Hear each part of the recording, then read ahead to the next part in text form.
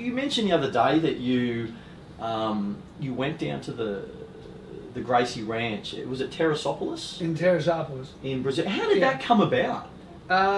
Hoist was training for a fight in Copacabana. And wanted to go down for a month or so just to prepare. And at that time I was doing strength and conditioning work for Hoist. And he brought me down. And it was kind of a treat also. Yeah. You know, because I've been with the family for quite a while. And it was really fun. Pedro Valenci was down there, his brother Guillermo, and Pedro served as a, because Elio spoke no English. Yeah, so okay. He was my translator. Yeah, Which right. is really, really cool. And then they were bringing in all kinds of guys to grapple with Hoist. He was supposed to fight Valigi. Oh, Valigi Ismail or whatever? Yeah, it looks like Walid, but it's pronounced Valigi.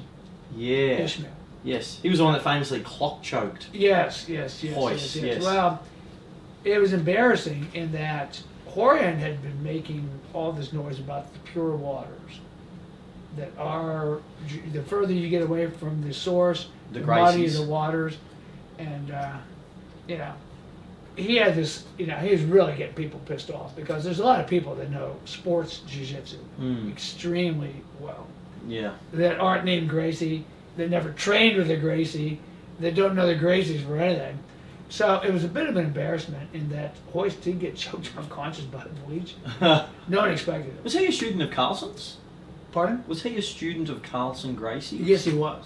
Yeah. I mean, he knew jiu-jitsu. Believe me, he was a tough guy. Yeah. He would have died not to, you know, before he tapped. Yeah. And Hoist didn't tap either, but he got choked out. Got caught in this clock choke. And it was kind of a dumb move on Hoist's part because he passed the guard and Hoist rolled to the knees for some reason. Set up for the And choke. in the game that they had played, they were going to a point, submission only. There's no reason to go to the knees. You should have just left it pass. That was really humiliating for Hoist and Horian. And, well, me too at the time because I really bought into that pure water stuff. Yeah, okay. And then that kind of opened my eyes like, oh, shit. A lot of guys know jiu-jitsu, man. Yeah, You not know. just the Gracies. Yeah, so that's when, you know, I started exploring other avenues and started working with a lot of different people at that point. What do you think it is with, I know like when, I think Hoyler, maybe Henzo, one of them, when they fought Sakuraba or when they fought other guys, why do you think they don't tap? I mean, why would you think they'd rather go to sleep or have a dislocated shoulder? Well, in Hoyler's case, he was like Elio.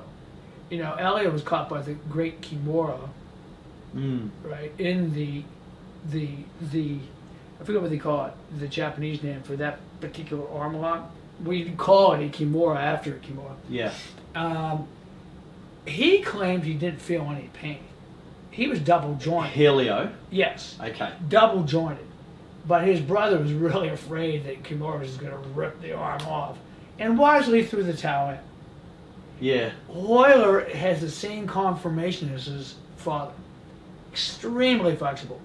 You really could bend that guy in half and he really does not feel pain.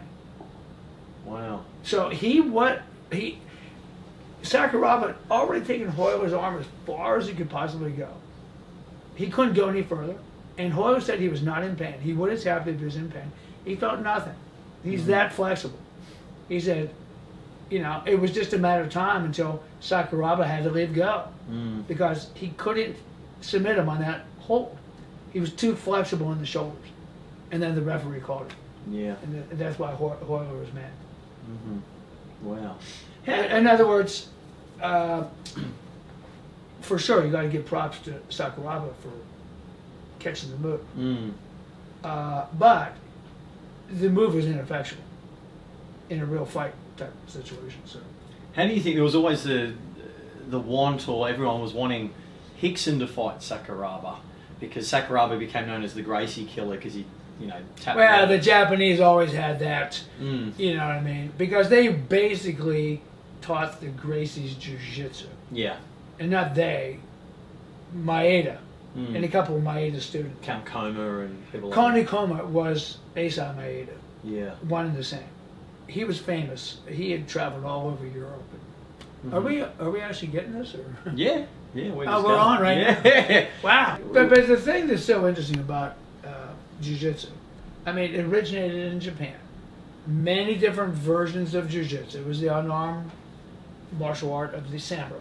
When they're off horseback and things like that. Jigoro Kano was an educator, and he wanted to consolidate the different types of Jiu-Jitsu into basically one basic style, taking elements from many. You know, some styles were 100% ground fighting, some were all weapons, some were all stand-up. And he came up with the concept of this Kodokan, and he called this new type of Jiu-Jitsu Judo. But the old Judo is nothing like its modern Olympic. Okay, I've wondered about that. What was it more like the original Gracie Jiu Jitsu? It's very much like Gracie Jiu Jitsu. The closest to the original Jiu Jitsu of Maeda, and of course Brazilian Jiu Jitsu, the Gracie Jiu Jitsu.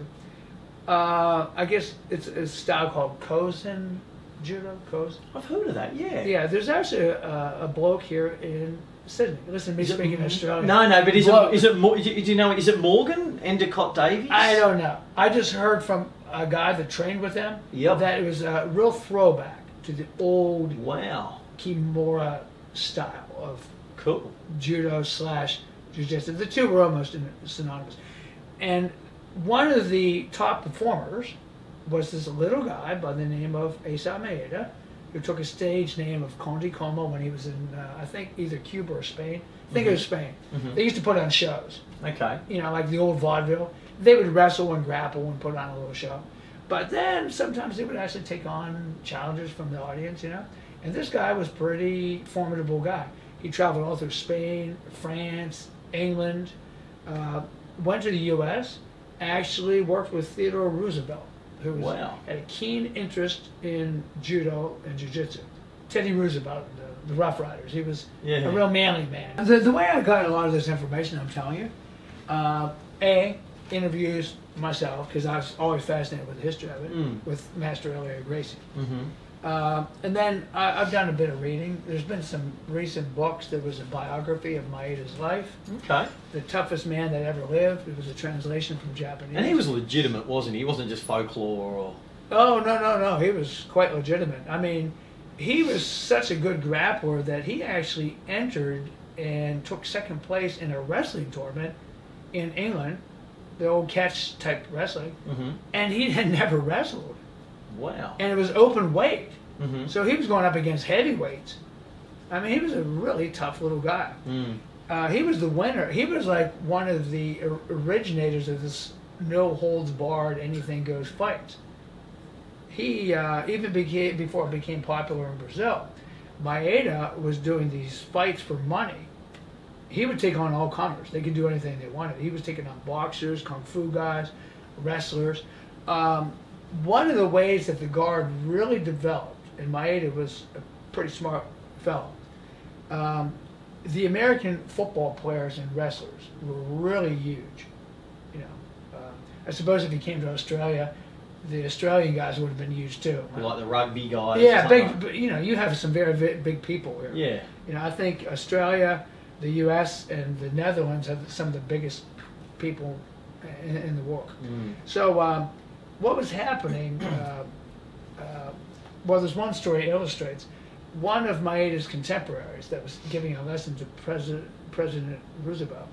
There was one of his security guys that used to be an ex-wrestler who jumped in and wanted to give it a hand, and he pinned Maeda's contemporary, his partner. Forget the guy's name. Yeah. But it was kind of humiliating because this guy was so big and so strong and so forth. And so Maeda later got some Japanese businessmen to put up some money. I think it was $100 or something, which was an enormous amount of money in those days. Yeah. Back in the very early 19th century. Okay. 1900s rather. Yeah. Century, but 20th century. Yeah. At any rate, Maeda kicked this guy's ass. And it's funny because I had heard this story. A guy wrote me, he had heard me mention this in one of the podcasts, I think it might have been Joe Rogan's podcast, and he says, hey, my great uncle used to be a security detail for Theodore Roosevelt, and he always talked about the little Jap that kicked his ass. Not to be disparaging to the Japanese, but that's how he described it. That's how he described it. The little Jap that kicked my ass. It was Maeda, which confirms to me, oh, that story was absolutely true then. Because here's a guy that heard his great uncle talking about this little Japanese fella that just kicked his ass. But what we know is the modern guard got a lot of its development through Maeda in America and some of the other Japanese guys. They found that, because of the size and strength differences, especially when the Americans would not wear the jackets, because the Japanese are very much used to using the clothing for leverage, which the clothing could give a small guy a bit more of an advantage against a big, strong guy. And so they started developing the guard because they found them back on the floor anyway. Yeah. Back in the mat. And they learned to fight off their backs. Now, that had always been part of Jiu-Jitsu. Elliot Gracie told me that he himself invented nothing. Wow. It was all there. So he told you that himself, that He says, I invented nothing. He said, all I did was polish it up and emphasize the ground fighting more because I was so small and weak. But he himself had, Elliot Gracie had many fights. But back to Maeda. Maeda had, I forget, I read the biography, I read everything I could get my hands on. But he had close to 1,000 fights. Wow. Of no holds barred. Anything goes. Challenge matches. Challenge matches. Sometimes it was just wrestling. Sometimes it was strikes. He was the one that created a lot of the strategies for dealing with strikers, closing the distance, closing the gap without getting hit, bring the fight to the ground, fighting off your back. So he needs to be credited. Was he of the?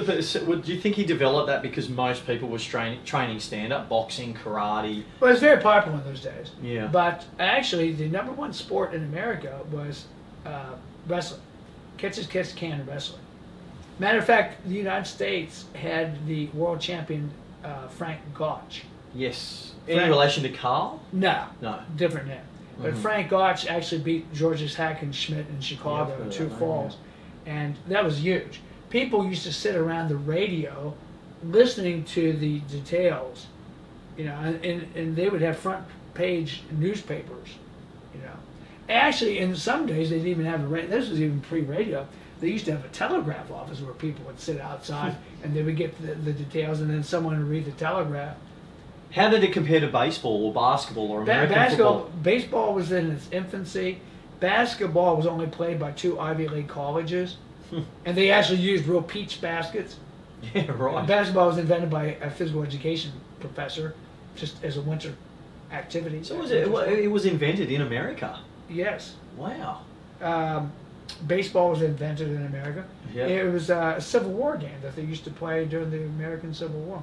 Wow. I mean, it's a really old sport. But I tell you, wrestling was the king. How did you get into wrestling? What age and how did you discover it? As a young boy, I wasn't particularly athletically gifted. I was kind of small. Wasn't particularly. I mean, I played outdoors a lot. Had a very nice childhood, but there was a lot of big, tough kids in our neighborhood. Me and my brother were like young, and it was like this age gap. There was no real boys, and my brother and I played with our age, and then there was a whole set of older kids, and they would pick on us little kids, and my dad didn't like it. And he tried to teach me self-defense. He was a ex-U.S. Navy boxer during World War II. Okay. He was in the Pacific Fleet. He was the Pacific Fleet bantamweight champ. They used to bring the ships together and do these fights on aircraft carrier decks, or sometimes a large battleship or cruiser. They would set up a ring, and all the ships would get around, and the guys would be up in the rigging looking at the fights. The match going on. Yeah, he was pretty good with his fist. Yeah. He was an old West Virginia farm boy, small guy himself, but pretty agile, pretty fit guy. So he tries to teach me the sweet science. I'm not adept at all. My brother was actually better than I was. My brother was like a year younger than myself, a year and a half. And he would get the better of me sometimes. And I used to get so mad. So I'd clench him up and throw the gloves off out of fury, basically, and take it to the ground. So my father said, you're no boxer, you're going out for wrestling. And literally made me go out for wrestling, which I was very intimidated. It was kind of scary. You remember your first classes? I remember my first class, and ironically, I found myself pretty decent. I was okay. I found something I was good at. Too small for football, although I did play, but I was just too small. I was too light. Wasn't fast enough for track and field, and I didn't have, let's say for sprints, but I didn't have that kind of sustained endurance running, for endurance running. Too small for the track and field events, although I did throw javelin just because it was a spear. Every boy, liked the idea. But, I just didn't have the leverage for that. Gymnastics didn't exist, soccer didn't exist. It's pretty much baseball, basketball, and football in the American public school system at that time. All sports were run through the school system as part of the educational system. And but wrestling, that was it. How did you first hear about Jiu-Jitsu or the Gracies? Well, I went to college. I wrestled NCAA Division I, which is the high level, the big schools. Was very competitive, had an excellent record, and was quite an excellent wrestler, but never broke into the elite ranks. Borderline. Had the potential, but, I got married early. Got my girlfriend pregnant when I was actually in high school still. Went through college as a married student, if you can imagine that. Immediately, started working 2 jobs while I was going to school, plus wrestling. It's tough. After graduation, I coached in the public school system for a while, but found I didn't really like working with kids so much as this is at the very beginning of the adult fitness industry. It didn't really exist too much back then. And I got involved with that at a very early stage in the 1970s. Okay. And then after you graduate, what do you do with wrestling? There was no MMA, there's no place to go with it. And I wasn't quite good enough to just try to qualify for U.S. Olympic team. I didn't have the money for it, Later they had that the guy DuPont with the box catcher, that was doing the private funding and all that kind of stuff. But there was no sponsorship. No sponsorship in those days. You did it in your own nickel, or you got a rich patron, So, and I was real good. Might have been able to bridge the gap had I had a break, but So I was working. I was a working man, and then I discovered the Gracies about, I guess, 88. I saw a videotape. In the meantime, I was just kind of playing around with the wrestling a little bit, but I tried other martial arts, karate, kung fu. Tried some Russian sambo, which was kind of interesting. There's a bunch of Russians up in the northeast of Philadelphia. Played around with some judo, but I just couldn't find that thing to replace the wrestling. So when I saw the Gracie video, it was called Gracie in Action. It was all these fights that the Gracies had in Brazil, Vale Tudo fights and things like this. I was just blown away. I said, "Wow, man, I gotta check this out." So I went to the first Gracie seminar in Hunter College, New York, and there I saw the famed Hickson Gracie in action. And I watched him basically wrestle like 72 people in the seminar, just one after the other, and I was just blown away, knowing how strenuous it is, and how relaxed and how supple, and just how effortlessly he made it look.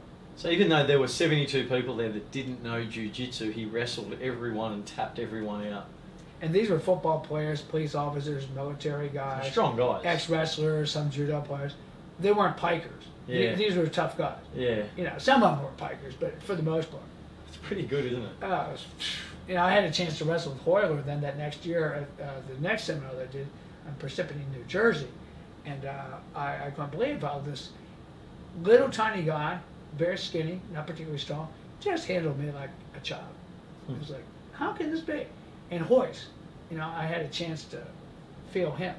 It was like, how can this guy do what he's doing? I don't understand what it is they're doing to me.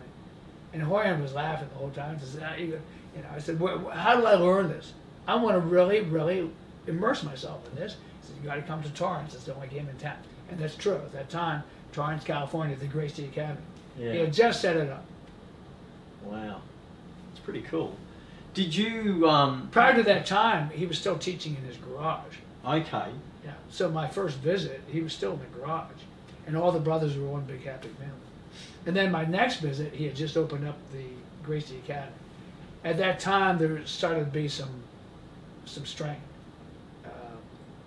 The Machados used to be with those guys too. They were all together. Jorge actually brought the Machados up from Brazil, and they did a big seminar with Chuck Norris because Chuck had the Gracie experience in Rio de Janeiro. Was so impressed with old Elio Gracie that he decided he wanted all of his black belts to have at least a blue belt level in Jiu-Jitsu in his karate organization. He had thousands of people. So they did a big convention in Las Vegas, and Jorge says, whoa, I'm really short-handed. I better get some of my cousins and some friends up here to help me out with this thing. So he brought the Machados, and they did this big extravaganza in Las Vegas. And then, like a lot of things, I don't know. I heard there was a dispute of the money. I don't know what really happened, but between Chuck Norris and Jorge, and then Chuck basically bankrolled the Machado brothers. Yeah, okay. He's ended up on his show and it they ended up on the movie sets and doing fight choreography and all that kind of stuff. So I don't know what really happened. I just know from Jorge's point of view, he basically said that there was a falling out over the money, and that was it to do with the name Gracie Jiu Jitsu? At that time, no, not so much. That came later when he sued Carly Gracie in San Francisco over the use of the name. Yeah, he tried to make Gracie Jiu Jitsu a patented name, but he lost that. You could go out and say, I teach Gracie Jiu Jitsu. Okay. It's not illegal. It's a style of martial arts. So he actually lost the lawsuit. He wanted to block other members of the family, not so much his brothers, but other members. Well, maybe it was his brother, I don't know. But he wanted to keep that name, Gracie Jiu Jitsu, as a patented name, trademark name. But he was shot down. He lost the lawsuit. So anyone can claim that they teach Gracie Jiu Jitsu. But a lot of your listeners are probably wondering, well, what's the difference? Brazilian Jiu Jitsu, Gracie Jiu Jitsu? The main difference is the emphasis on self-defense. The weapons defenses, the pistol, the knife, stick, the club, the chain, a chair, a shotgun, an assault rifle. In Gracie Jiu Jitsu, you learn how to deal with all those threats. You learn how to deal with all the stand-up aggressions that someone might do, like someone grabbing you bear hug from behind, or grabbing you in a rear choke, or getting a bear hug under your arms, over your arms. All these different situations that would come up in a realistic type. You learn that in Gracie Jiu Jitsu. That's an integral part of your education. As a matter of fact, it's emphasized. Jiu Jitsu versus Jiu Jitsu, there's a lot of people go to that game. You see it all the time. Tons and tons of world champions, unbelievable athletic dudes, great physiques, The Gracie student might not do so good in a tournament because that's not the emphasis. He would do okay. But on the street. But the Gracie student would do great on the street fight. But there's many people that do sports jiu-jitsu, they could not defend themselves against a large, strong aggressor in the street. Now, okay, let's be realistic. Any jiu-jitsu champion is probably going to be able to defend himself pretty good. Yeah. I mean, anybody on the podium, they are gifted athletes. They're going to be fine. But I will say this. You remember the Munich Olympics? Yes, where the people were taken hostage? Yeah, what was it? The Israeli embassy or Palestinian the Palestinian Liberation PLO. Front, the PLO. Yes. Okay, they went in and took all those wrestlers, weightlifters, they did too. hostage. These were top level, world class Olympic athletes. Yet they were helpless in the face of this type of attack. Here we have a bunch of Palestinian dudes that probably never really were even all that fit, but they had guns. But these guys, they didn't have a clue on how to disarm a guy. Now, that's not to say that they had the opportunity. I wasn't there. Yeah. I'm not disparaging the guys. I'm just saying that a sports background does not help you for self-defense. And if you're doing sports jiu-jitsu, it's not going to help you much in a real situation. I mean, being big and strong, of course, that's, you know, really, really huge. You know, any big, strong rugby player, any big NFL guy, he's going to be able to handle himself in any kind of real confrontation, right?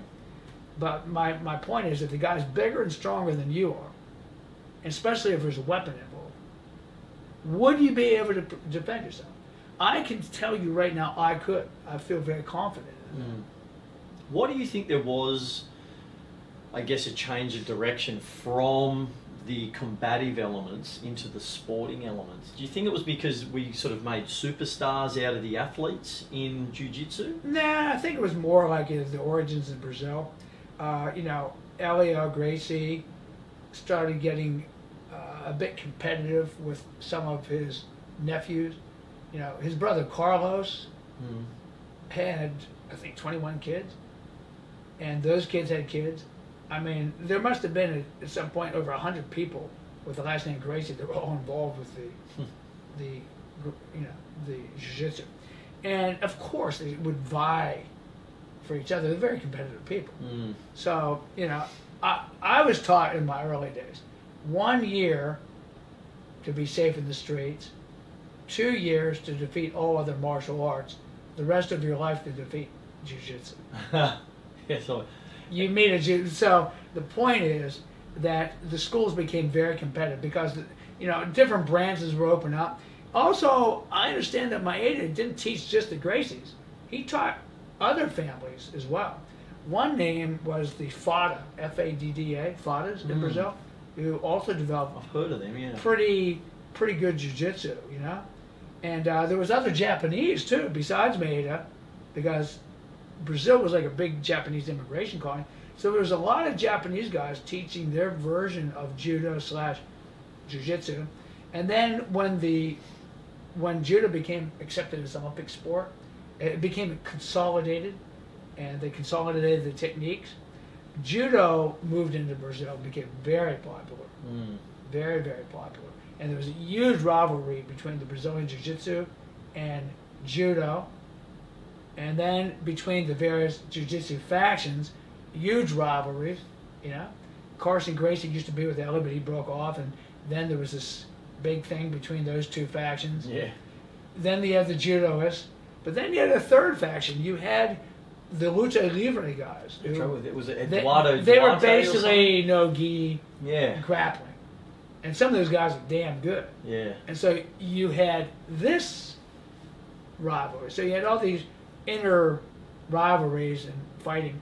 And jiu-jitsu versus jiu-jitsu became extremely popular in Brazil.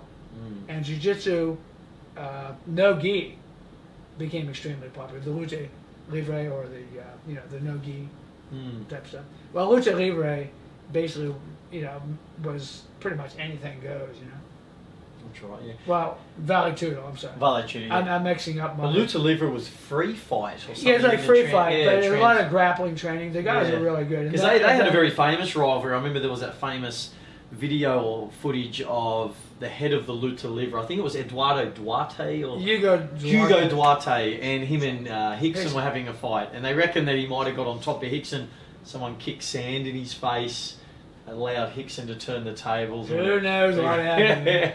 Oh, it was a mess though, and I did see the original footage, the unedited footage. The guy was like almost dropping the camera, and it was all shaky, and it was quite an extended fight. Yes. It was really long. Yeah. On the in-action tape, it was an edited version. Okay. But yeah, Hickson was in trouble a few times, but he prevailed. I mean, he did mouth the dude and beat the guy, and made him retract his statements about the Gracie family. That's right. It's funny because and there was, as you saw, there was a huge weight discrepancy. Yes, yeah, there was. But that was not uncommon in Brazil. It was funny. We were talking before about Steve Irwin, and not a lot of people know, but Steve Irwin was actually a pretty good grappler. Well, I was just at the zoo that his family owns, and was taking on the old VIP tour. He built a cage. They actually had an MMA cage there. That's right, yeah. And mats. And Steve was really getting into Jiu-Jitsu, wrestling, and MMA. Yeah, before his death. He trained with a guy called Danny Higgins, and Danny, very good MMA fighter, very good. He's black belt in Jiu-Jitsu, and he was one of the first Aussies that I know of to go and train with Greg Jackson at Jackson's MMA, and then his students, people like Kyle Noak, who's fought in the UFC, and Adrian Pang, who's a very accomplished fighter himself. And I used to see some old footage of Steve in his khaki greens, and he'd be he'd go from wrestling a crocodile coming into a little private gym, and he'd be wrestling with the boys in there. And I remember they were saying that he had a really strong grip because he's handling pythons and crocodiles and alligators every day. But I always thought it was good that Steve, or Australia Zoo's security staff, were very competent in jiu-jitsu and wrestling. Well, it's interesting because one of the displays they have is the tiger exhibit at the zoo. And they have a group of guys called the Tiger Boys. And they're handling cubs. You wouldn't believe how strong those cubs are. And they're kind of big. And, I mean, they're just rambunctious like a bunch of puppies or kittens, just knocking these guys. And these guys are roughed up. And they're all your size. They're all big, strong guys. They're the only ones that they would hire to do that job. Yeah. And you can see it could be really dangerous, yeah. man. Really dangerous. Handling that type of animal that could turn on you in an instant. These guys were handling the cubs, but these cubs were already huge, man. And they had these bottles they were feeding them. And the cubs got so excited. They're like all scrambling and wrestling each other to get to the bottle. And they're knocking the bottle out of their hands, and the bottle's flying up against the glass panel between the viewers and these guys. And it was like, wow, it was just like pandemonium in there. You would have to be one strong, fit guy to deal with these tigers all day. And Steve Irwin had been doing that kind of stuff pretty much his whole life. So it does develop a kind of strength that you're not going to get in the weight room. Yeah, that's true. That's very true. I want to talk about weights. You have a quite an accomplished career, if we move away from martial arts briefly, as a physical educator. And these days I notice you doing a lot of things in that area, in the personal training and the fitness space. I read somewhere that you had one of the first guys to introduce kettlebells to America. I did. What was the story with that?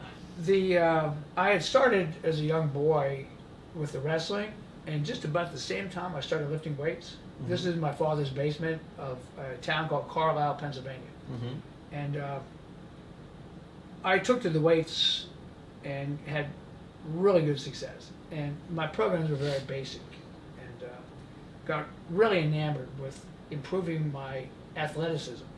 The weights for me were never about weightlifting or powerlifting or bodybuilding. The weights were a means to an end. They were to make me a better athlete. Mm-hmm. So I always had this performance idea in mind, as opposed to just lifting for aesthetics. Or looking good, the vanity aspect. Yeah, the vanity aspect of it. I mean, there was a point when I was like 16 years old, I got bit by the vanity aspect and wanted to really pump up and get really big. We've all been there. But I found that it was, it didn't help me on the mat at all. As a matter of fact, it hurt me because I went up a couple weight classes, and I didn't have the leverage to deal with these much bigger, taller guys. I also realized that the ability to lift weights is not necessarily a true indicator of your true strength. The ability to demonstrate, see, there's a confusion between demonstrating strength and building strength. Just because you can do a heavy deadlift or bench press does not mean you're stronger than a guy that cannot. See, there's a thing called general strength. General strength. And general strength transfers into almost any activity. So there's plenty of guys that might not be able to do a big deadlift or bench press, but are lifting regularly, but they're still strong. And on the mat, you wouldn't be able to tell that, oh, I can deadlift more than you, but on the mat, you feel stronger than I do. It's like a very specific, what I call mat strength. And then there's exercises that can specifically build that type of martial arts or grappling strength. And as we well know, the most important aspect in any sport, particularly martial arts or grappling, is skill. So the majority of your time should be spent acquiring your skills. Only 10% of the time doing supplementary conditioning. Mm-hmm. So if you are trying to marry bodybuilding and powerlifting or power bodybuilding with jiu-jitsu, it doesn't work out too well. And that type of bodybuilding, powerlifting creates a very stiff body, which is very prone to injury because of the amount of stiffness and the tension that gets built into the muscles. You know, jiu-jitsu, it can go from being a hard martial art, but there's also a soft style of jiu-jitsu. You know, Hickson was the master of soft jiu-jitsu. Looked hard, but man, when you wrestle him, it was like he wasn't there. It was unbelievable. All the Gracies. Yeah, I've got to play with Hickson once. I went to his son's academy a couple of years ago, and there was about 40 guys there, and he called myself and a couple of other brown and black belts out. He doesn't wrestle a lot, but he'll demonstrate. And I just remember he put me in his guard, and he said, try and hit me. And I was trying to posture and pass. I was competing at the World Masters at the time, and he was like, don't worry about passing, don't think points, think defense. And I couldn't even get posture. Yeah. And I was a black belt then. I just couldn't even get posture in his guard. And he was an older guy. Older guy, a lot of injuries to his spine with ruptured discs and things like that. And I mean, obviously he's the guru sort of thing, but yeah, I felt... Well, that's what I'm talking about. It's all those little hidden things that most people have never had a chance to... I just had a lesson with Red Belt Master, Jorge and Gracie. What do you think we went over? We were going over the UPA roll from the mount defense. He was doing some little slick thing, and I couldn't roll him out. And we were going slow-mo, you know? And then he just showed me the little detail. It's always the little details. Yeah. Here I have 5th-degree black belt. He was laughing. He says, come on, Steve. So I know you know how to escape the mount, but that's not the point. The point is, you know, you're missing this one little detail that can really help you. It's like, yes, it's never ending. You know, these little details. Neck, a little turn of the neck, a little turn of the shoulders. You know, and Hickson was doing that to you. Yeah. Oh, definitely. You know, I had nothing. I felt like a 5-year-old kid. So, so coming back to the fitness, so back to fitness. At any rate, being an avid strength trainer, because I realized how important it is for injury prevention, right? Because if your muscles are strong and your joints and connective tissue are strong, the chance of being injured are much less. So when you're training for sport, you should be training a lot different than an Olympic lifter, a power lifter, a bodybuilder. It's a different mindset, and it's a different way of training. You're training to be better at something else. The weights are not the end unto itself.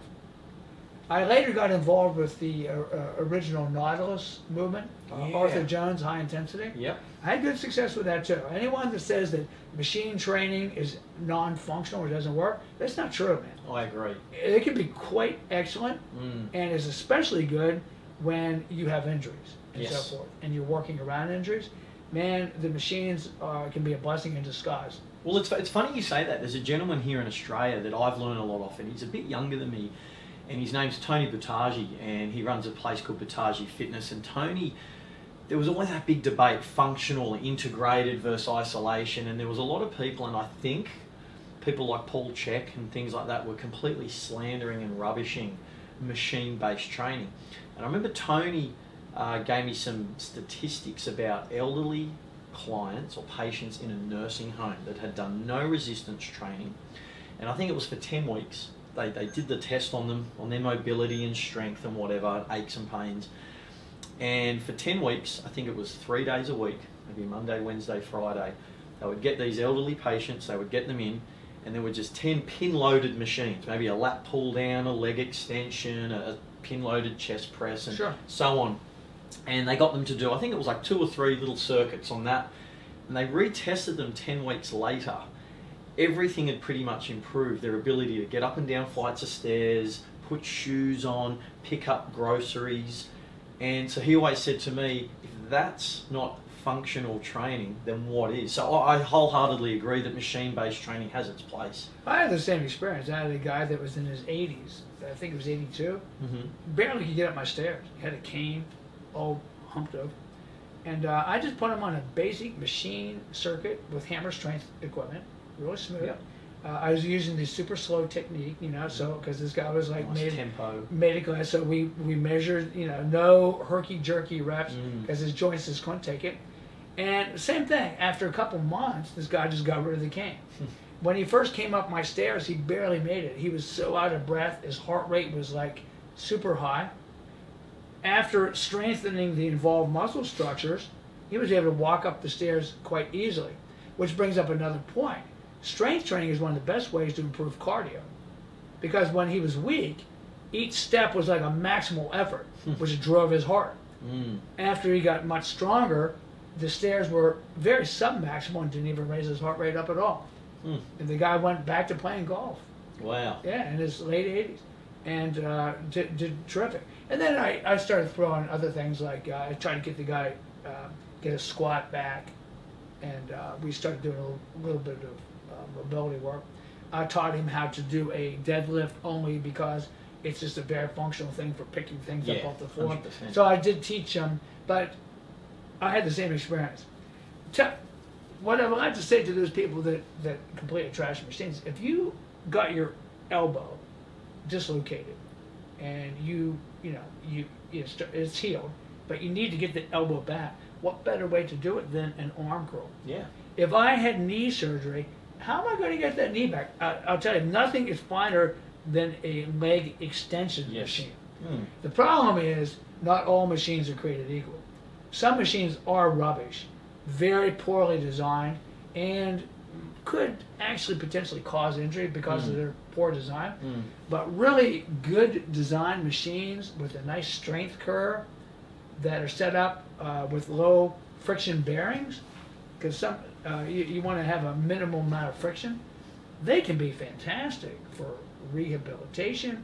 Or, you know, like right now you have a sore back. Might not be so smart for you to be swinging kettlebells or deadlifting, slinging barbells. You know, the machines could really save you. You know, and you know, yes, your core is being supported on the seat, but right now you need that until, you know, later. That's not to say that you couldn't also do other, you know, core-related exercises beside the machines. But anyway. That's where I got my start. I worked at the very first Nautilus gym in the Pennsylvania. Was that made famous by Mike Metzger? Or Menser, yeah, that's very, right. It was one set to failure. One set to failure, the high intensity. Yeah. But he didn't invent that. Yeah. Arthur Jones just repopularized that. As a matter of fact, all the old school courses that I followed back in the 1960s were one set. The set method came in much later. And that also kind of ushered in along with the steroid era, the multiple sets. I want to ask you about that in a little bit. We'll get to. Just tell me about the kettlebells. I'm very curious with that. How you got them into America, or? Well, what happened? I was always looking for the edge. Okay. Yeah. And I was kind of fascinated with Eastern Bloc training techniques, and because we didn't know much about it, there was the Iron Curtain, and. The Russians in particular I was curious about because they had such good grapplers. They dominated well, actually America dominated grappling in the 70s, even through the 80s, but the Russians were always right there neck and neck with America. Americans always were great wrestlers. It's only been in recent times where we've kind of fallen back. Okay. But how that involves kettlebells, I read this very humorous article in Milo magazine, I think it was like 98 maybe. Kettlebells, pickle juice, vodka, pickle juice, and kettlebells in the morning. It was a very humorous article on a Russian cure for hangover that involved the use of these kettlebells. Now, I had seen kettlebells that we called them, in the old days, we called them ring weights. Okay. And you always saw in the old school pictures, the early 1900s, like Sid Klein in New York. From Europe or in America? In America. Okay, so they were around for a long time. They were around for a long time. Yep. They'd been all over the place, but no one knew how to use them. And then they just kind of fell out of disfavor, and they basically disappeared from all modern gyms, especially when the machine age came in. And so this sounded really interesting, and then he mentioned some old school Russian wrestlers that were using these kettlebells, and I thought, I would really like to learn more about this. This sounds like a great way to build strength, endurance, and work capacity. So I figured how many sets solely, Pavel sets solely, could be in the phone book, you know, in St. Paul. So I called Yellow Pages directory and said, I'm looking for a Pavel Satsolian. There's one listed. They connected me in, and we had a great conversation. He didn't know me, but he was very gracious. So, hang on, so I know who Pavel Satsolian is. So if he's the comrades, the kettlebell sort of guy, so he was already doing this? It wasn't, he just wrote an article. Okay. It hadn't even started yet. Okay. It was like he was just in the beginnings of thinking about doing something with kettlebells. He had a backer by the name of John Duquesne who runs Dragon Door Publications. Yeah, I've heard of He's that. a marketing guy. Hmm. And John Duquesne was one of the original guys that started with the internet marketing. There was like a couple waves. This was at the very ground floor. Mm. You know, this was a whole new concept, this internet marketing. You know, there's pesky newsletters that get bombarded into your, you know, and all these crazy, you know, ads that you see. This is just the very beginning of that. So Pavel and I agreed to meet at the Arnold Schwarzenegger fitness show in Ohio. It's a, you know, every year they have it. I was there anyway. I was going to be there with my team because Helson Gracie used to do his national tournament as part of the Arnold Schwarzenegger fitness extravaganza. I mean, anything you could think of, they have at this show. Mm. The reason they do it in Ohio, it's the biggest convention center in the world. I mean, literally acres and acres. You know the Domain out here? Yeah, yeah. Right? I mean, not the Domain, but this Rush Cutters Bay Park. That building's bigger than this entire park, dude. Yeah. I mean, you can get lost in there. I mean, they had everything. Strongman competitions, arm wrestling, you know, Cirque du Soleil hand balancing, powerlifting, just anything you can imagine. You know, the national Jiu-Jitsu championships that Helson Gracie was running. I mean, everything, you know, boxing, kung fu, karate, anything you can imagine having to do with fitness or sport. So I show up, I meet Pavel and John Duquesne, and the guy that was actually making the kettlebells at the time from Torque Athletic, and we sit down, and Pavel says him and John have this idea for doing what they call the Russian Kettlebell Challenge, or the RKC. And they invited me to be a guest instructor because I had a student make me a pair of kettlebells, fashion them. He worked for Philadelphia Electric. He worked in the steel, with steel in the metal shop. Yep. And he had access to all these lathes and all this stuff. So there was all this scrap stainless steel. He fashioned me these two beautiful kettlebells out of stainless steel, very functional bells. They each weighed about 50 pounds, maybe a little heavy to start with. Mm-hmm. And he brought them into my jiu-jitsu school. I had been working with these things for almost a half a year or so before I met Pavel. Yep. He gave me some pointers. So you knew about the swings. I knew almost everything. I mean, I made a lot of mistakes, but I knew a lot. Just from having been in weightlifting from a kid, I was able to figure it out. But there were some things I hadn't figured out. Mm-hmm. And my kettlebells were kind of crude compared to the later ones that they developed. But at any rate, we agreed. So I went to the very first RKC as a guest instructor, and then I got grandfathered in, and they made me a senior instructor like the first guy. Wow. And that took the country by storm. Yeah. But after dealing with kettlebells for many, many years, and having learned the sport of kettlebell lifting from a former world champ, Valery Fedorenko, and having used them for sport. It's Girovoy? Girovoy sport. Yeah. So I played around with the sport, but see, one sport doesn't make you better than another sport. I just didn't have the time and energy to devote to kettlebell sport and my jiu-jitsu. But my point is, kettlebells are not magic. There's nothing particularly great about them. They're okay. They're like any other tool. No better than a dumbbell, barbell, or even a machine. Yep. They're all good. They all have their purpose. I would say after being the first guy I was the first guy to promote group kettlebell training. I ran classes. No one had ever done a group kettlebell class before Steve Maxwell. Wow. In the U.S. at least. The Russian military obviously had group, guys, but not in America. And it just took the country by storm. But I was able to get my system down, keep it pretty safe.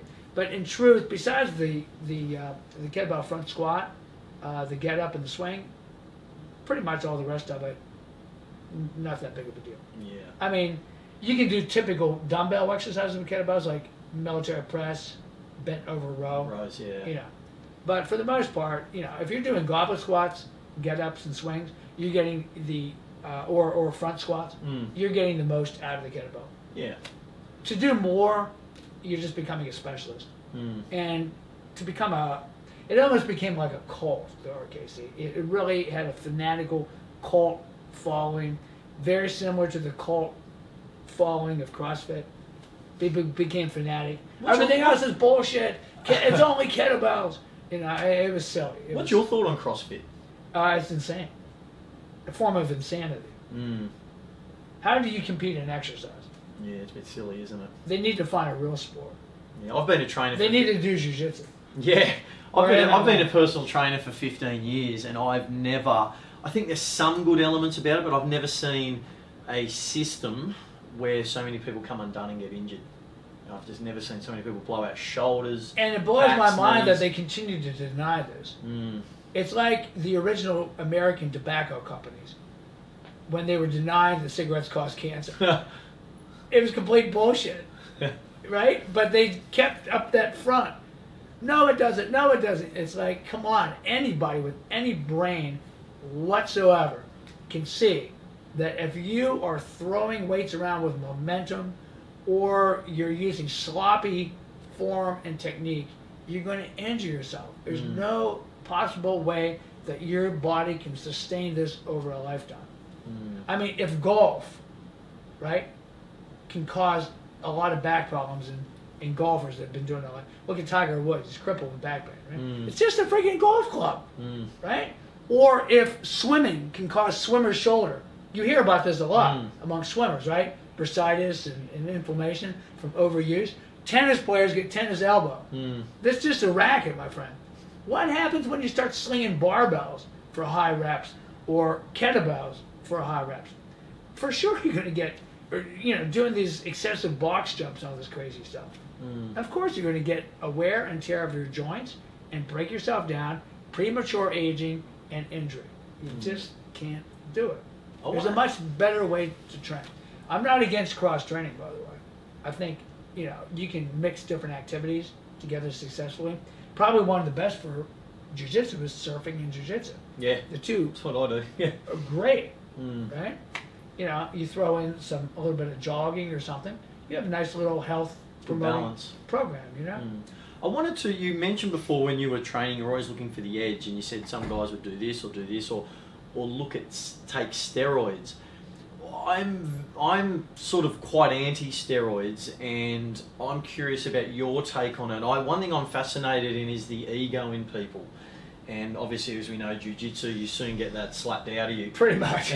But it's pretty realistic. Yeah, absolutely. But one thing I find, look, unless you want to be the next Arnie, you got to get on the juice. But why do you think young men take steroids? Well, they work. They make you bigger, faster, stronger. They allow you to recover faster so that you can work out more. So that if you're able to work out more, you can practice more. It makes you that much better.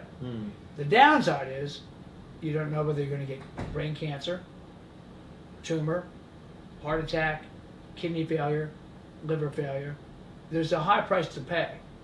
It's unsustainable. No one knows what the long-term effect is. Even if you're using it under doctor's guidance, you're playing with fire. It's very dangerous. And I also like to point out to these young guys, there was some really mighty men of old. Some amazing specimens back in the day where there were no steroids. If you want information on how to train steroid-free and still meet your max potential, you got to go pretty much before 1950s. That's one reason why I was looking at a lot of the information like kettlebells, old training tool. I looked at some of the Hindu wrestlers with the gaja and the jori, the clubs. Yep. And I was looking at these different things. How do guys train in the past? Pre-steroid era. Pre-steroid. How do they make themselves, so amazingly fit? One of the things I did though in my research, even those guys were getting hurt a lot, and many of them had short lifespans. Many of them died early from the stress.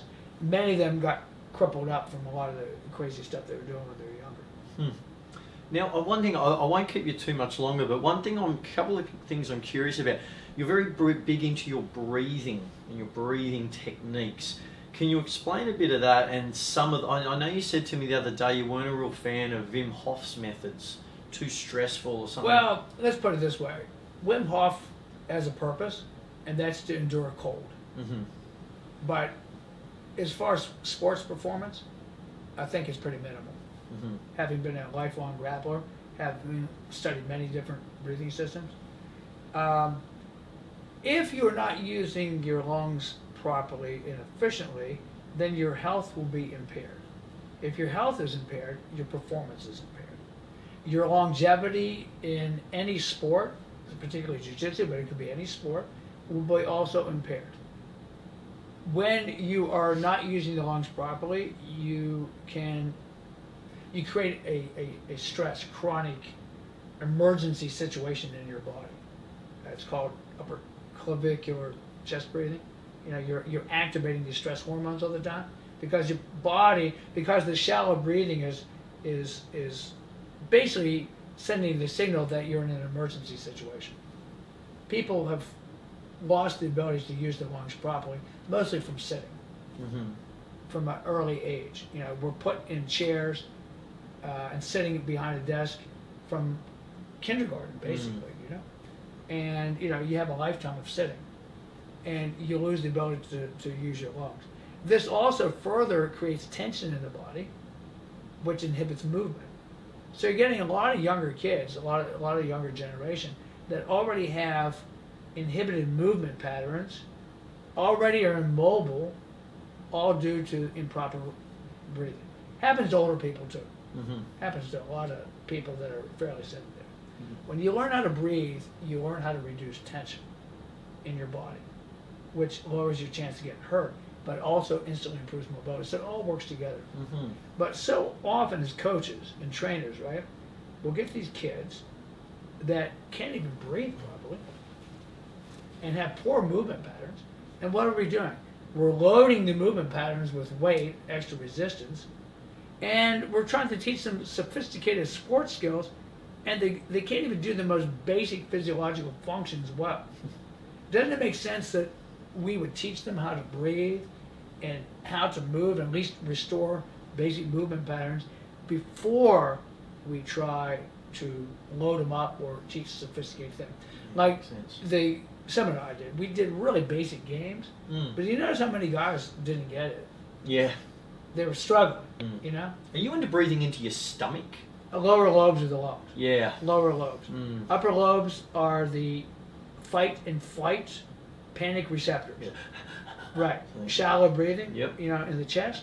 This creates negative stress hormone because you only use this during a dire emergency, right?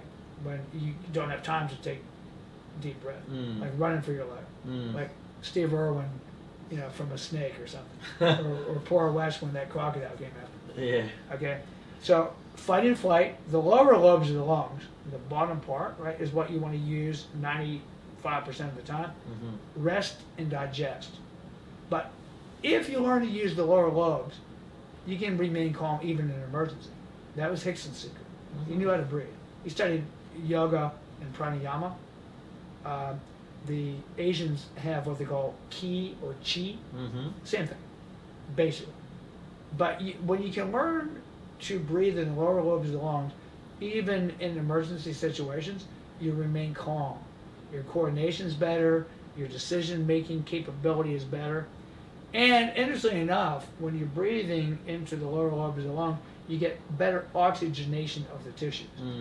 Because, I mean, let's face it, oxygen is the single most important nutrient, followed by water. You know, and then, you know, your other proteins and fats and carbohydrates. But a lot of people are being robbed of O2. Yeah. And they're not drinking enough either. You know, that's another whole, you know. Do you follow any particular diet, like the Gracie diet, or is there anything you avoid or I have encourage? something very similar to the Gracie diet. It's a diet that was recommended by Dr. John Tilden, a turn-of-the-century American doctor who was against drugs. This was at a time when big pharmaceutical companies were coming in and taking over the medical industry. Mm-hmm. Now they're completely taking over. Mm. Everything's is the medical drug industrial complex. It's all run by big pharma. Doctors actually paid to give you drugs. Mm. Did you know that? They Mm. get bonuses. Man. Yeah. You know? Helps to pay off their Porsche. So basically, doctors have lost the ability to actually help you regain health. If you become sick, they only mask the symptoms. Never gets to the source. Mm. The reason you get better, people always say, oh, well, but the drugs made me better. Well, those antibiotics made me better. No, they didn't. Your body made you better. You would have got better anyway. The drugs had nothing to do with it. They just merely kind of masked the symptoms and made you feel better while your body was healing. So anyway, children use diet and fasting to heal almost all sorts of conditions. Do you do fasting? I do. Okay. Anytime I get sick or have cold symptoms, I'll simply not eat for 24 to 48 hours. Lots of water? A lot of water. Mm-hmm. Sometimes I'll just do a fast just as a health cleanse. Like when I got out of China, Mm-hmm. I was horribly polluted. Because of the smog? I was there almost a month. And Beijing and Shanghai, literally the air quality was just horrible. So I did a 3-day fast just to kind of let my body just get rid of all that toxic sludge and Heavy metals and all that stuff, man. Hmm. Now, just one last thing I want to ask you. By the way, this children diet makes also use of the principle of food combining, Okay. where you don't, same as the Gracie diet. Yep. If you mix too many foods in one meal, it's called crowded nutrition. There's a real tendency to overeat. Mm. You overeat. You eat too much. It's real easy to do because the food tastes delicious, and you're mixing all this stuff, and before you know it, you start to put on body fat. I always tell people, don't change your diet if it's working for you. But how do you know whether your diet's working for you? Number one, are you fat? If you have a big old gut, or a big roll around your stomach, right? Your diet's not working for you. Mm-hmm. You're eating too much. Why are you eating too much? You're hungry. Why are you so hungry? Because your food isn't satisfying your basic biological needs. Do you have dental caries? Are you getting rotted teeth? Do you have to go to the dentist and get drilled and filled? Are your gums bleeding? If they are, your chance of having a heart attack or stroke are way higher. You're also suffering from inflammation. That's why your gums are bleeding. Why are you inflamed? Your diet, inflammatory diet. If your skin is perfect, if you have boils or pustules or acne or pimples, obviously your body is being overburdened with too much waste. It's trying to, the normal channels of like your bowels and your kidneys, your urinary tract, and you breathe a lot of waste out through your, you exhale CO2. A lot of waste is exhaled out. Those are the normal channels. But you're so overburdened with toxicity that now your body is using the pores and your mucous membranes to try to get rid of waste, and you're just being overrun. So you get boils and pustules, and do you have a lot of phlegm? Are you hawking and spitting? Are you a spitty person with a lot of mucus? Your digestion isn't working. Why isn't the digestion working? You're overburdening your digestion. Do you get frequent colds or flu? You really shouldn't be sick. Maybe now and again you get a cold. A cold is nature's way of expelling built up toxicity in your body. Had nothing to do with germs. Germs, bacteria, that's not the source. Germs and bacteria are nature's helpmates to help rid your body. That's what they do. They get into your system and they help you rid. So getting sick every now and again could almost be a blessing in disguise. Well, it is. It's a cleansing. It's like a spring You could cleansing. be onto something there. You could have a new detox diet. But if you're sick all the time, there's Not something good. wrong. Your immune system's impaired. Why? Because you're overburdened. So we're basically digestive creatures. We have like one of the longest digestive tracts in the animal kingdom, and we are basically creatures of digestion. So everything is based on digestion, and when it's impaired, your entire health is impaired. And these symptoms I just mentioned, these are ways to determine, is my diet working or isn't it? One other thing, your bowels should move every day. you should have a really, really good bowel movement every day, even twice a day. I can't tell you how many people are bound up. They don't take a good shit for 2 or 3 days. Yeah. That is toxic, my friend. You are not going to be long for this world, and you're going to suffer all sorts of degenerative diseases until you get that sludge out of your system. Because what are the things happening with all that? It's being reabsorbed through the gut membrane. It's not good. So these are ways to determine. If you could say no to everything I just said, keep going, mate. In fact, email me and tell me what you're eating. I like to say. But almost no modern person can say that. Yeah. I can say that. I can say that. So I know my diet's working. Yeah. I rarely get sick. Yeah. Even with all my flying. And that's usually, if I get sick, it's because I've run myself down with too much travel, right? Not enough sleep. Sleep is huge. Yeah. You've got to get to sleep. Absolutely.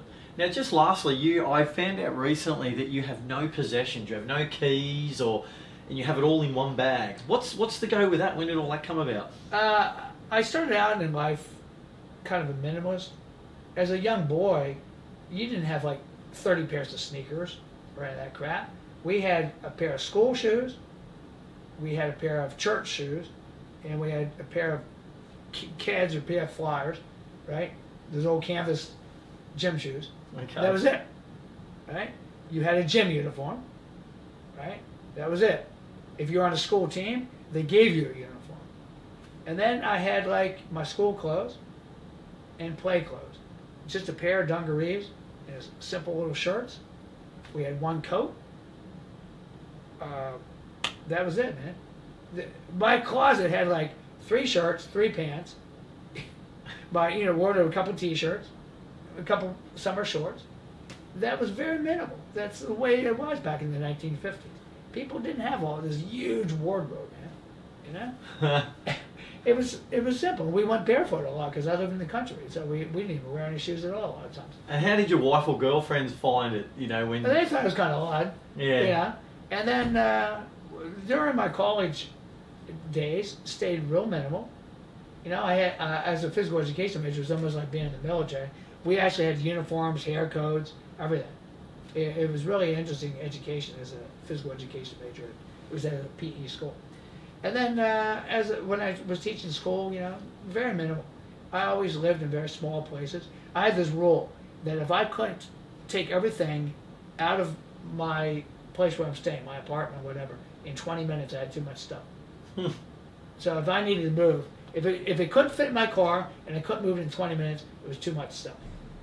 And I kept with that right up until I met my third wife. And we got married, and that was my longest marriage.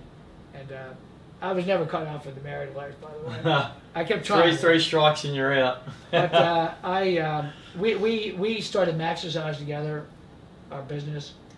We had a 4-story brownstone house in Philadelphia with his own private garage.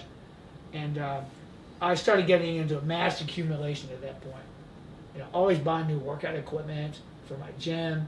I had, just a closet full of stuff. To tell the God's honest truth, it just always made me feel tense and kind of unhappy. One of the happiest moments of my life, there was a point where I kind of renounced all worldly possessions, even more so than my 20-minute move, and I lived in an Indian teepee. Yeah, right. Yeah, out in Emeryville, Pennsylvania, right on Groundhog College Road. I actually was staying on some property that a friend owned, and I lived in that teepee for almost a year. Wow. That was really cool. How many gis do you own? At one point when I ran Maxercise, I must have had like 10 gis. What about now with all your traveling? No. No? No, I'll borrow yours, mate. You just borrow it, yeah? Wow. Give me. Just keep the belt and that's it. Like you let me the gi? Yes. Yeah. When I go to, okay, this is not completely true. I keep 1 gi in Maui. Okay. 1 gi. That's it at Helson's or? I travel with, now Maui Jiu Jitsu. Okay. Helson's in Honolulu. I keep 1 belt. I travel with my belt and I borrow or rent gis when I need it. And yeah, after my divorce, I sold my business. I moved into a small little house, and then I decided that I didn't even want that. I moved in a RV. It was a Mercedes work van, that had been retrofitted by Westphalia, that German company. Okay. Really nifty. It was like a FBI surveillance van. It had everything in there, man. I mean, you see this van, and it looked pretty cool, but inside it was like, wow, everything I needed. It even had a little sink with like a little mini fridge, a 3-burner stove or 2-burner propane stove. Yeah. The chairs were like captain's chairs, and you hit a lever, you could swivel the whole way around. Unreal. Little TV folded out from the wall. I had a Kingdom satellite. I had 500 stations from satellite 101. Wow. Yeah. What would you like to be remembered for? What's Steve Maxwell's legacy? I'd like to be remembered as a guy that tried to help his fellow man through betterment of health and sport. I like to be remembered as an educator, someone that try to uplift his fellow man. Cool. Steve Maxwell, thank you very much. Thank you, man. Cool. Thank you.